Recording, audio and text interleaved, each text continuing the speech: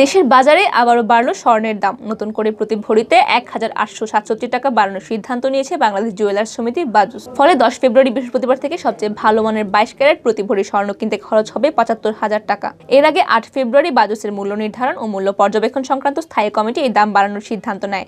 পরে কমিটির সভাপতি এম এ হান্নানের সই করা এক বিজ্ঞপ্তিতে তথ্য জানানো হয়।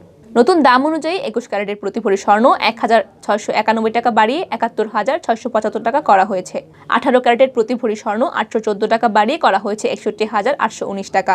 সনাতন পদ্ধতির প্রতি ভরি স্বর্ণের দাম ২৯১ টাকা বেড়ে হয়েছে ৫১,২০৫ টাকা। স্বর্ণের দাম বাড়লেও আগে নির্ধারিত দামই বহাল রয়েছে রূপার। ২২ ক্যারেটের প্রতি ভরি রূপার দাম নির্ধারণ করা হয়েছে ১,৫১৬ টাকা। ২১ ক্যারেটের রূপার দাম ১,৪৩৫ টাকা। ১৮ ক্যারেটের রূপা ১,২২৫ টাকা এবং সনাতন পদ্ধতিতে রূপার দাম ৯৩৩ টাকা নির্ধারণ করা হয়েছে। এর আগে ২২ ক্যারেটের প্রতি ভরি স্বর্ণ বিক্রি হয় ৭৩,১৩৩ টাকায়। এছাড়া ২১ ক্যারেটের প্রতি ভরি স্বর্ণ ৬৯,৯৮৪ টাকা, ১৮ ক্যারেটের প্রতি ভরি স্বর্ণ ৬১,২৩৬ টাকায় বিক্রি হয়। আর সনাতন পদ্ধতির প্রতি ভরি স্বর্ণের দাম ছিল ৫০,৯১৪ টাকা। স্বর্ণের দাম বাড়ানোর বিষয়ে বাজুসের সাধারণ সম্পাদক দিলীপ কুমার আগরওয়াল বলেন, আন্তর্জাতিক বাজারে স্বর্ণের দাম এবং ডলারের দাম বেড়েছে। এ কারণে দেশের বাজারেও বাড়ানো হয়েছে স্বর্ণের দাম।